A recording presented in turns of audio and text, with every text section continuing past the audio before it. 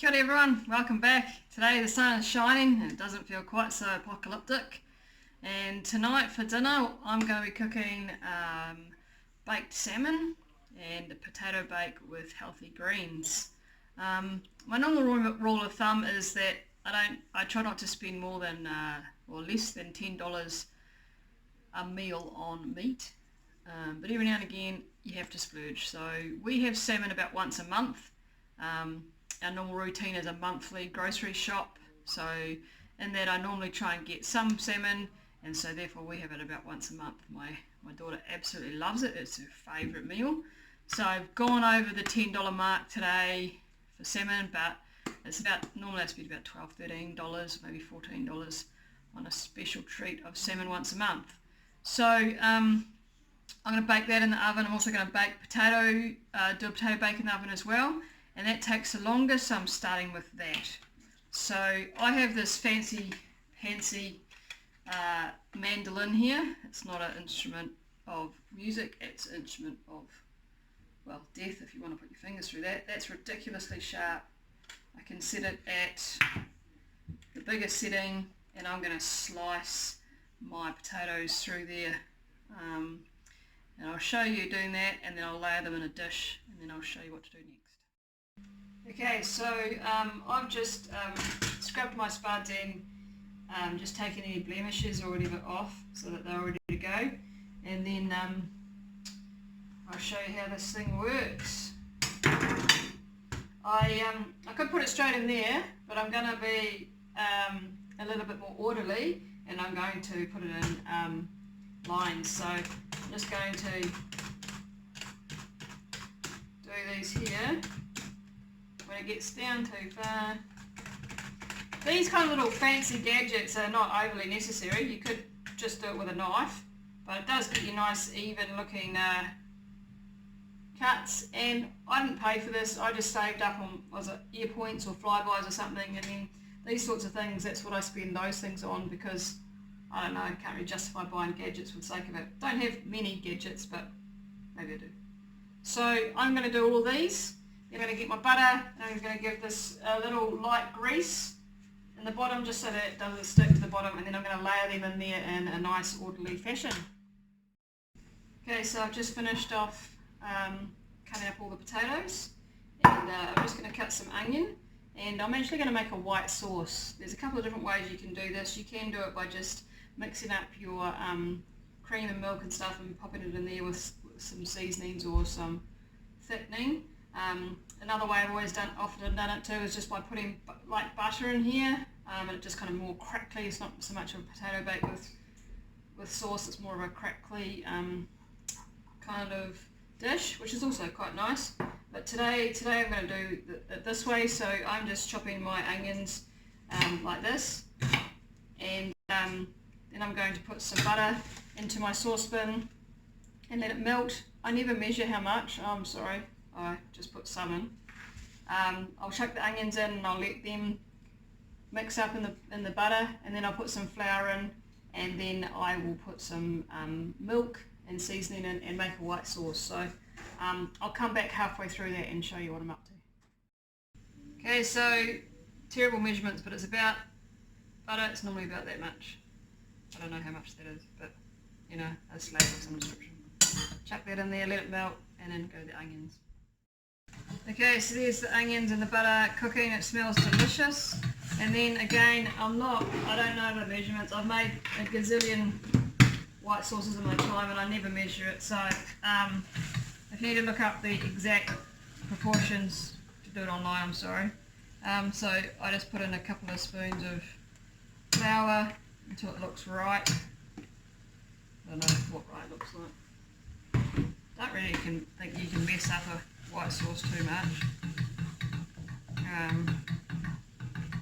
Kind of just put in enough flour to absorb how much butter I've put in really, and it changes every time I suppose. Looks about right.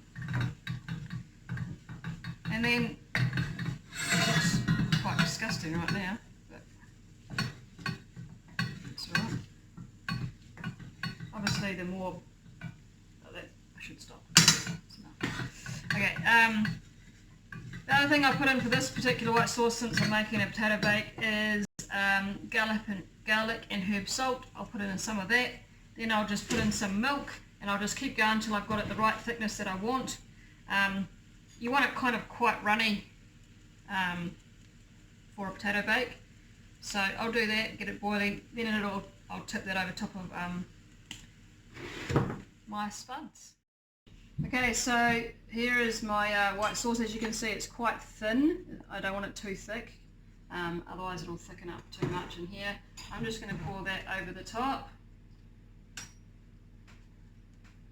And I'll scrape that out. Then I'm going to cover this with tin foil and put it in the oven 180 degrees and for about 20 minutes, and then I'm going to uncover the tin foil, put some cheese on it, but these first 20 minutes it just starts cooking. Okay, so I have my potato bake in the oven, and I'm now turning my attention to salmon. I'll split it into 3 parts because there's 3 of us, and I'll put that onto a little pocket of tin foil itself. I have here lemon, parsley, tomato, butter, and also got salt and pepper. So what I do is I squeeze over a bit of lemon onto each of them, and then I just cut the lemon into slices as well, and that just goes one on each of those. Then I cut my tomato. Oops, there's something in that one.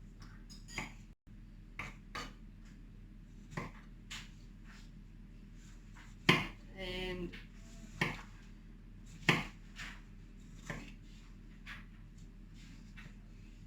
I put that in there as well.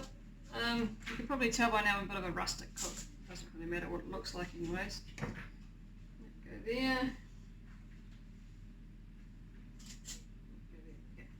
I'm going to get my salt. Give it a good thing of salt. Oops.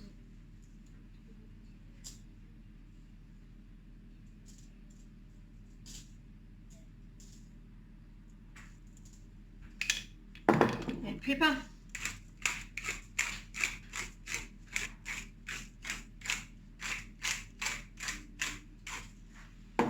Put a little one of these on each of these.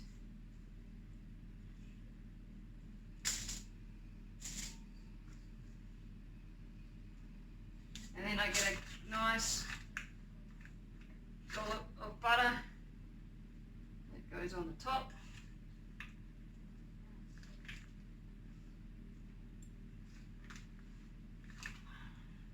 Like that.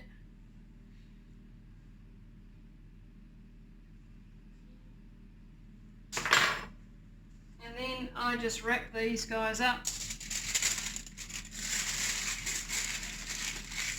Always wrap to the top so that it doesn't leak.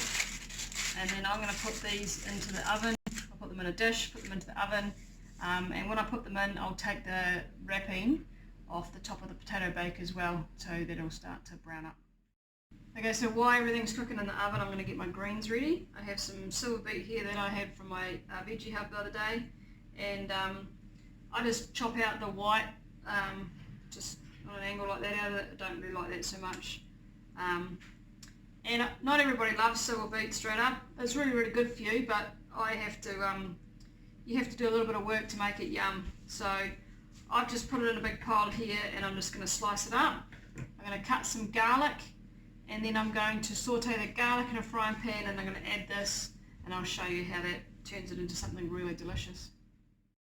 Okay, so I've cut up my silverbeet ready to go. I've cut up 3 cloves of garlic. I haven't made them real small because I like them. And I'm just going to get the potato bake out of the oven, and oh, it smells good. Add some cheese to the top of that.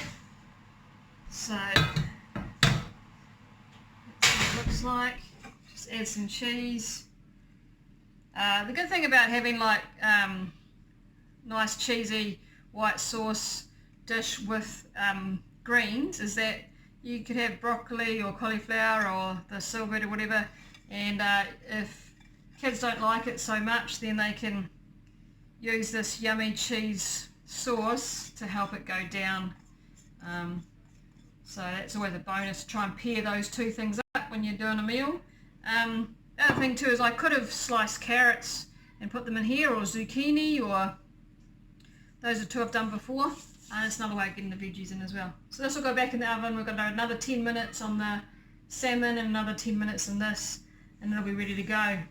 The salmon was 20 minutes, by the way, in case I didn't say that. Okay, so this is the last bit. Only takes about 5 minutes to do this, so just 5 minutes before dinner's ready is when to start this. So just going to chuck some butter in here. Quite a lot of butter tonight. Today's tonight's dinner, but you can't go wrong with too much butter. I'm going to put the garlic in first. I'm going to turn it down because garlic burns really easily, and burnt garlic tastes quite gross. So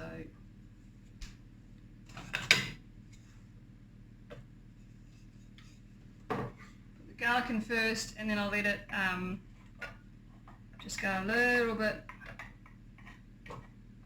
cook it a little bit, and then I will put in the silverbeet, and then you have to put in salt. If you don't put in salt, it just tastes yuck. So yeah, that smells good. If you don't like garlic, then skip it. But mate, that's just like the best smell ever. And like, seriously, it won't take long and then it'll go brown or burn, so just be real careful.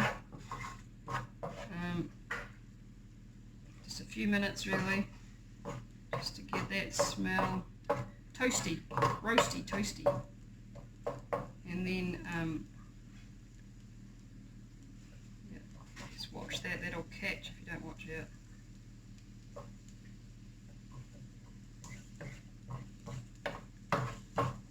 That's yum. And then in goes the silverbeet.